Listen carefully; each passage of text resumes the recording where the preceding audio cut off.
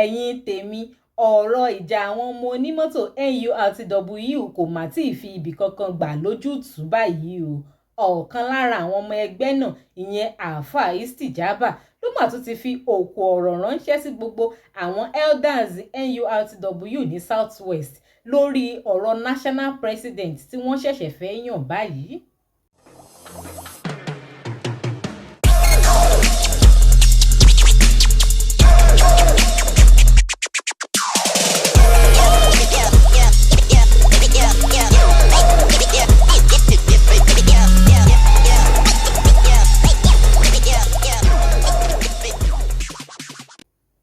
Ẹ káàbọ̀ sí DigiNaija television. Ẹ má gbàgbé láti máa bá wa tẹ subscribe button tó wà ní abẹ́ fídíò yìí. Ẹ like fídíò wa, ẹ fi gbogbo èrò ọkàn yín sí comment kẹ́dẹ̀ máa share fídíò yìí káàkiri. Èèyàn ò bá gbàgbé wípé àwọn ọmọ ẹgbẹ́ kan ti dìde láti na ọwọ́ MC Oluomo sókè gẹ́gẹ́ bí national president tí àwọn á ṣẹ̀ṣẹ̀ dìbò yàn báyìí. Ṣùgbọ́n báyìí Wahala Istijabah ọ̀kan lára àwọn ọmọ ẹgbẹ́ náà má ti wá tako nǹkan tí àwọn yẹn ṣe o. Ó sọ wípé ẹni tí wọ́n fà lọ́wọ́ sókè yìí ìyẹn MC Oluomo kò yẹ ní ẹni tí àwọn máa gbé ipò national president fún, nítorí wípé ọdún mẹ́rin tó lò as the state chairman ẹgbẹ́ NURTW ní ìpínlẹ̀ Èkó kò so èso rere kankan fún àwọn. Ẹ wò ẹ jẹ́ á gbọ́ gbogbo àlàyé tó ṣe.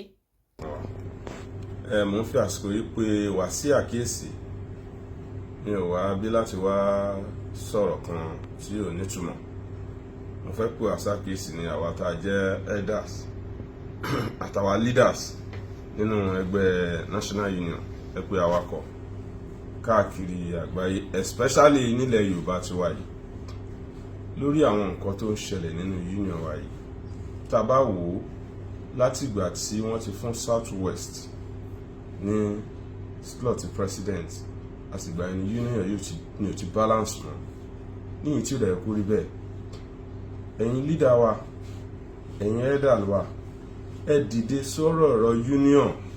Ẹ má jẹ́ kó bàjẹ́ lórí yín o. Tó bá bàjẹ́ lórí yín Ọlọ́run á béèrè lọ́wọ́ yín o. Nítorí àwọn kan ló ti ń ṣe tẹ́lẹ̀, àwọn Haúsá ti ṣe, àwọn Ìgbò ti ṣe, wọn ò jà, a gbọ́ wàhálà nínú tiwọn. Ó ṣe jẹ́ ńgbà tó dorí tiwa 8 years tán fún South West láti lò ń sìn, a fẹ́ waste ẹ̀ dànù kó má ṣàǹfààní tẹ́nìkan. A sọ fún wa recently pé nílùú Èkó ń bí a lo ọdún mẹ́rin ẹni tí èèyàn fún wa gẹ́gẹ́ bí alága ó fi ìyà jẹ gbogbo ọmọ ẹgbẹ́. Gbogbo ẹ̀yin leaders yóò rí nǹkan kan ṣe o, ẹ rí nǹkan kan ṣe sí o. Bóyá nítorí token tán fún yín ni ò jẹ́ kẹ́ni yín tọrọ. Mo dẹ̀ fọ́lọ́run búra fún yín, ohun tọ́lọ́run bá máa ṣe fẹ́ dọ́lọ́run máa ṣe. Gbogbo yín ni bàbá lè jẹ́ fún wa tó yẹ kẹ́ ẹ lè bá àwọn èèyàn sòótọ́ ọ̀rọ̀.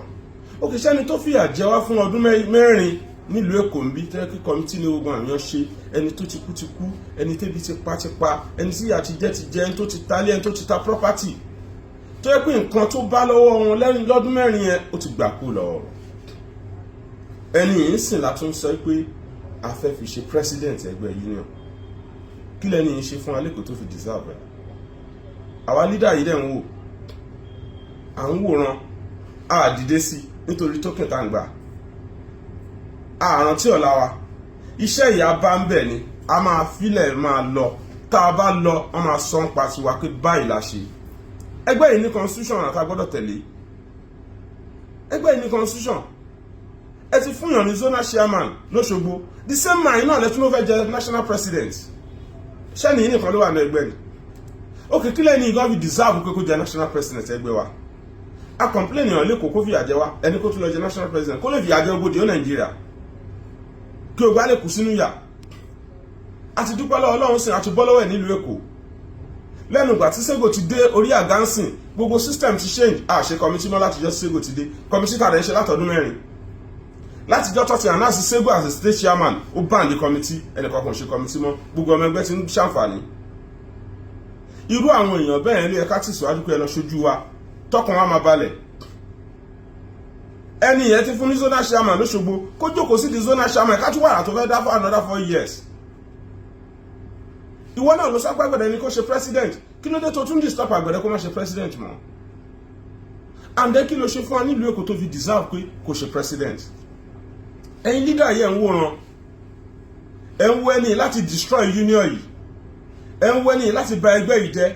Tí ẹgbẹ́ yìí bá bàjẹ́ Ọlọ́run á bí yín o, Ọlọ́run á béèrè lọ́wọ́ yín o, gbogbo yín náà lẹ bímọ, Ọlọ́run máa béèrè lọ́wọ́ yín, Ọlọ́run dẹ̀ máa sún ẹ̀san fún oníkàkù iṣẹ́ tó bá ṣe.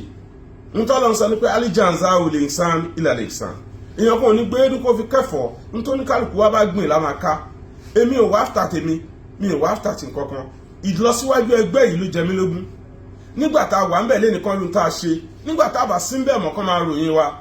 Nígbà COVID ń tá a ṣe wọ́n exist dè ní kẹ̀kẹ́ 1000 ni mo kó wá láti India tá a launch ní state council wa. Mo kó lọ sí Abuja bẹ́ẹ̀ náà, mo kó lọ sóṣogbo náà bẹ́ẹ̀ tí mo lọ fi launch ẹ̀ pé báwo ni ẹgbẹ́ ìṣe fẹ́ progress. Ṣé ẹni yìí ń progress ẹgbẹ́ wa ni àbí ó ń wá downfall ẹgbẹ́ wa? Ẹni tó kó òun ẹgbẹ́ for some period of time ó tún dé padà ń sọ̀rọ̀ fẹ́ jẹ president ẹgbẹ́. Ẹ̀yin leader wọn ò sọ̀rọ̀, ẹ̀yin aṣíwájú wọn ò sọ nǹkan kan. Kéèyàn kọ́kàn jókòó sínú ilé ẹ̀kọ́ wá sọ pé àwọn kan wá fa òun lọ́wọ́ sókè pé òun ti di president ẹgbẹ́ union. Ṣé bẹ́ẹ̀ náà lẹ́gbẹ́ wa ṣe lóòótọ́? Àwọn èèyàn ń wò wá, ìtìjú ńlá ni fún wa.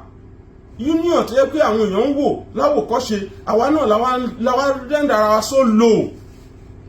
Kéèyàn kan àwọn chairman kan wá sínú ilé wá fọwọ́ ọ̀yẹ̀ sókè, wọ́n tẹ̀ wò àwọn chairman yẹn gan rí dìkù ara wọn.